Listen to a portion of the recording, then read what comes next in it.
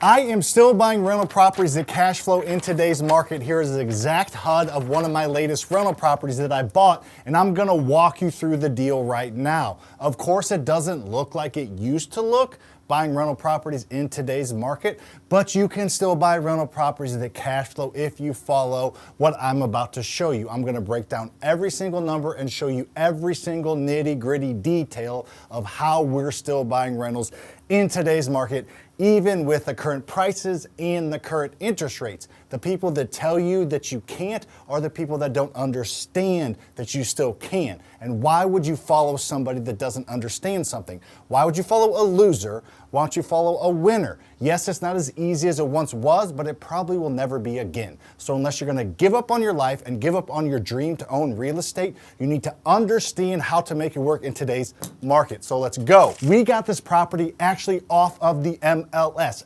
Anybody in our market that has access to the MLS, which is the multiple listing service, could have gotten this property, but they didn't because they don't know what we know and what you're about to know. So this property was listed on the MLS for $350,000. I'm going to do my best to write neatly. I apologize, my writing's not the best, but it was listed for $350,000. And in fact, it's two identical properties side by side. My guess is it was two really small lots or one bigger lot split into two at one point, but the houses are identical. So I'm just gonna treat it as like a duplex or, you know, two houses in one, so I don't have to split everything in two, all right? So it was listed for $350,000. We got it under contract. Actually, one of our acquisitions rep got it under contract for $275,000. And guess what? He bought it, he found it, he looked it up. So what did we do? We marked it up. We let him and my flipping company make money,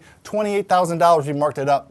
So our actual purchase price is $303,000 on this property. Again, way less of a discount because we actually were willing to offer. So my purchase price was $303,000, and in fact there were some closing costs, so my all-in cost on this property was $308,000. That's what I needed. That's what you can see on the HUD statement here at the very bottom. That's what I needed to actually make this deal work and actually close on it, all right? Now, as you can see by the pictures that will be flashing throughout this, it is in pretty good shape. One side just needs a very, very little bit of work, and the other side needs a little bit more, but not a ton. And you may be wondering, well, why would somebody sell a property that doesn't need a ton of work for such a discount? Who knows? It's not my job to find out why they're selling or what price point that they're willing to actually sell at, but it's just my job to offer what I think works for me, and if it works for them, great. If it doesn't, no big deal, I move on to the next one, okay? So the actual rehab that we're almost done with this now, that we're gonna put in this property is about $30,000 worth of actual work. That includes contractors, that includes materials, laborers. It's actually a little bit less than that, but we're building in some fluff. As you can see, we're probably gonna spend about 20 on one and 10 on the other. Those doesn't need a ton of work, all right? So my total all-in price here, as you can see that we're going to actually be using to buy this, is $338,000 is what I need to finance. And like always, I never use any of my own money, and I sure as hell ain't gonna start right now. All right, so what we ended up doing was we ended up getting a purchase price loan from a hard money lending company in St. Louis. We've worked with them for a while. If you find local hard money lenders that you've worked with for a while, a lot of time they'll be willing to do what they're doing for us. They're funding 100% of the purchase price and putting the rehab on us, which I'll explain how we're getting that money. Now, even if you don't have a hard money lender that will do that, there are a ton of different options I'm not going to get into right now, but you can use a private money lender, maybe a home equity line of credit on your house. There are lots of ways to make that work. But for now, just know we got a hard money loan for the entire closing purchase price of $308,000, okay? Now, we did use my business partner, Lucas. We used he has a home equity line of credit on his house. His house is worth a lot of money, and he doesn't owe near as much as money as his house is worth. So we got a home equity line of credit on his house for $30,000 to come up with the rehab. So that gave us our $338,000. So boom, none of our own money in the actual project. All right, now let's look at what the property is actually going to be worth once we fix it up. I think it's going to be, the two properties combined are going to be worth about $500,000, but Lucas is a little more conservative, so let's go with the more conservative number, because the whole point of me yelling and screaming at you in this video is I'm sick and tired of people thinking that everything has to be perfect in order for them to make things happen, or they think that they can't do it because they haven't tried it. Guess what? Everybody can't do something until they actually try it. We're going to hit you with some motivation along the way here as well, all right? So the new ARV, let's be conservative. Let's say it's $475,000 is the new ARV of the two properties. And if we're able to get a 75% cash out loan on that, which again, not even 80%. Some banks will do 80%. Let's go conservative because we're actually going with a national DSCR lender on this one. So the cash out of this one that we're going to be getting money back for, we're doing the BRRRR method here in case you're wondering. We're going to a DSCR lender. They're going to appraise the property. It'll appraise for probably $500, but let's say $475,000. We're getting a brand new loan for 75% of that. 75% of $475,000 is $356K. So I'm getting a new loan for $356,000. I'm going to be paying back my hard money lender here, their $308,000 plus interest, okay? Then I'm also going to be paying we're going to be paying Lucas's loan back plus interest, okay? So that's, 356 minus our 338. That leaves us with, what is that? That leaves us with about $18,000 to pay both of them back. Knowing the numbers, probably 10 or 11 of that is going to go towards the hard money and the rest towards Lucas. So we'll be all in, maybe a couple of extra grand left over nothing out of pocket. Now that we know we bought it with enough equity to pay everybody back, we have some good equity I'm going to show you here in a minute.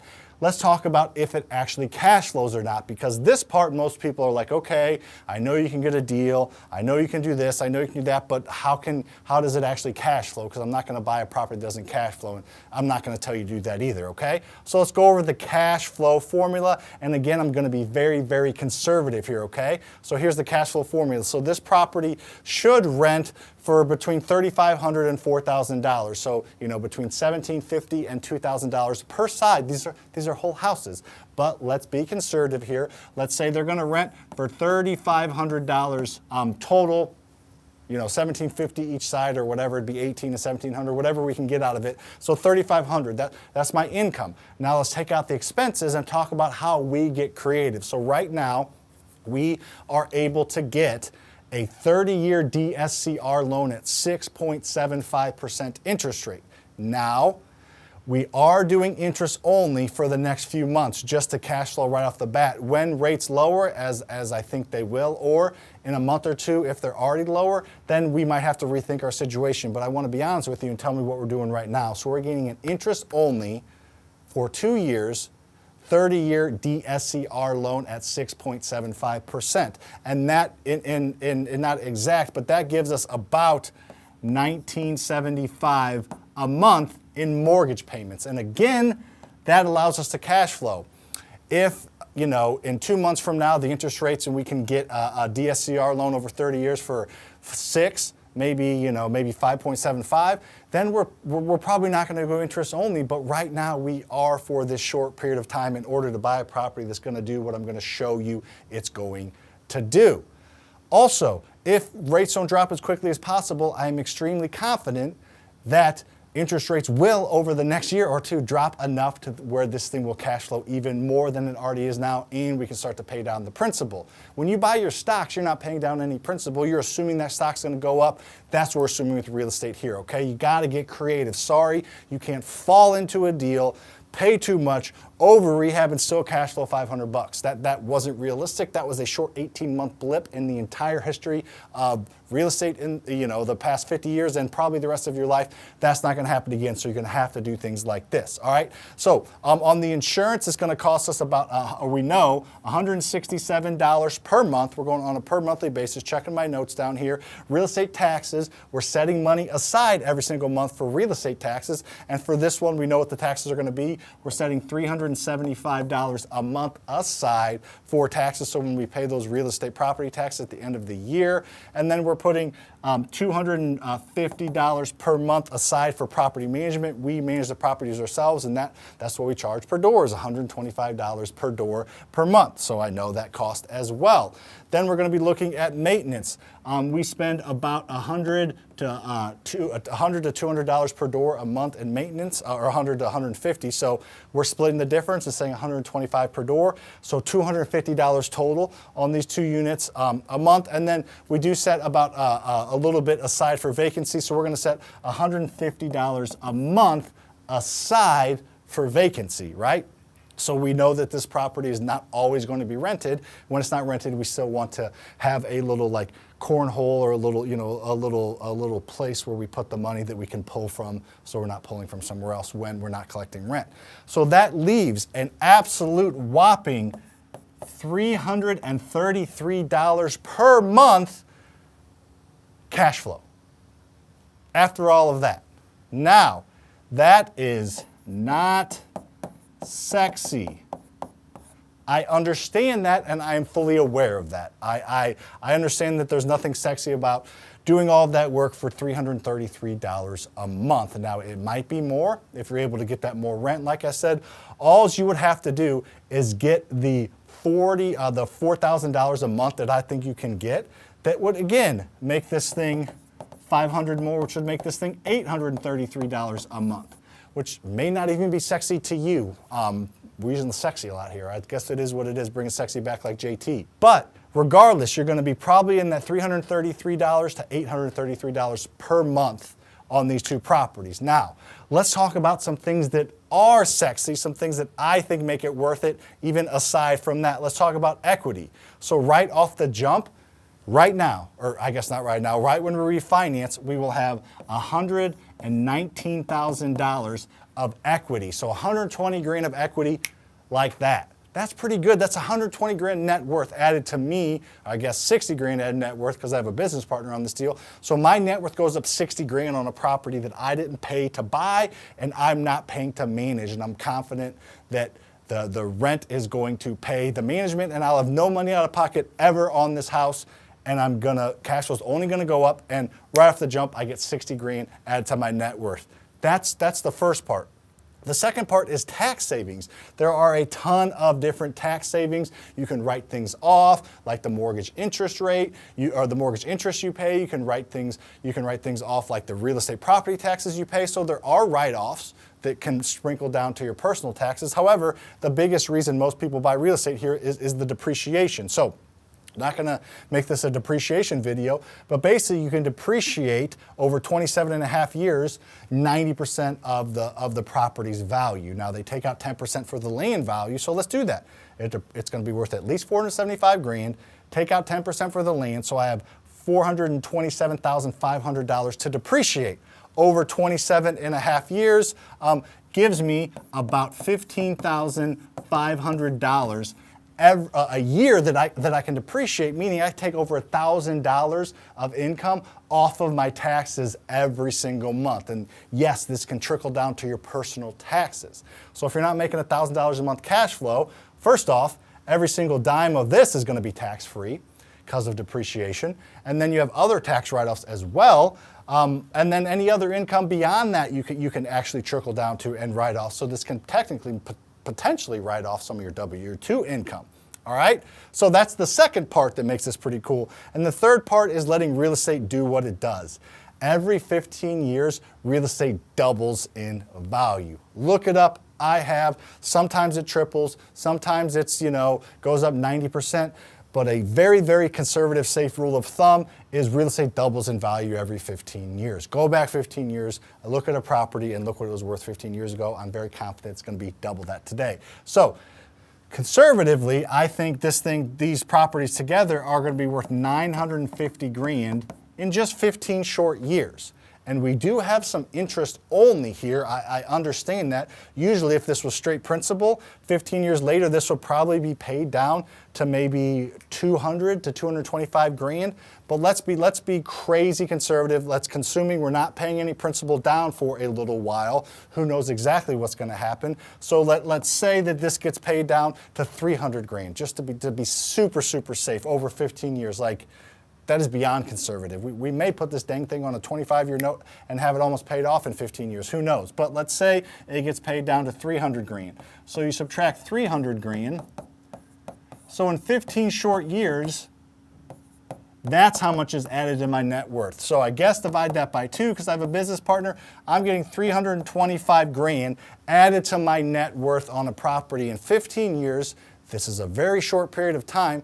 They didn't use any of my own money to buy, plus all the tax savings, plus all the other write-offs, and plus all the other benefits that go along to owning real estate. That's $325,000, and before you scoff at that, that is in fact a very, very similar number to the average 401k and IRA at the age of retirement. I think that's around 350 grand. I know it fluctuates a little bit with new reporting, but the last report I saw, at the age of 65, the average, which takes into account high income earners, of a 401k and an IRA, which you can't touch until you're 60 or you get penalized out the freaking wazoo, is worth similar to that. And that's 30, 40 years worth of saving and putting your own money into those things.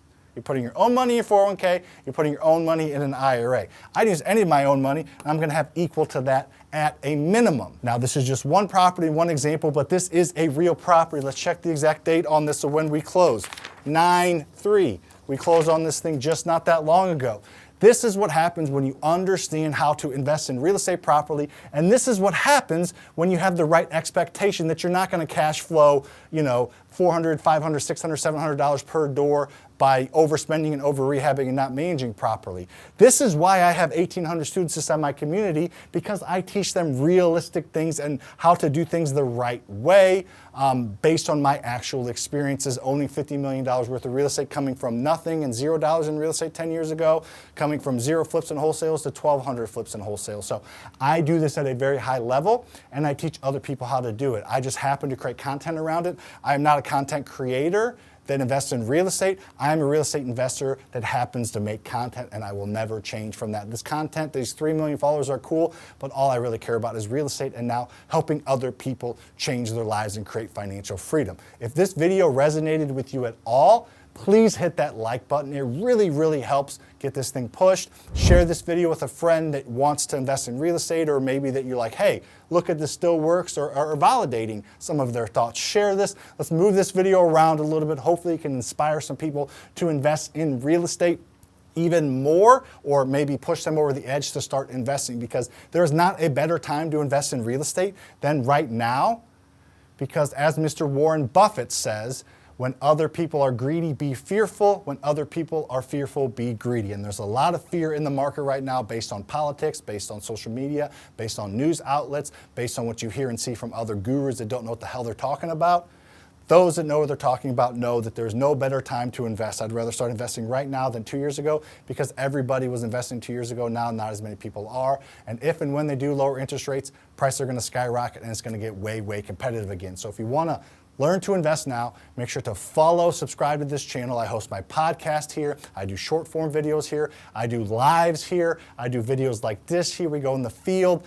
You're not going to get a one-stop shop to learn more about actual real estate investing from actual real estate investors than the Faster Freedom Show channel. So make sure to subscribe, share this with a friend, and comment below any questions you have on this video. I will gladly answer them.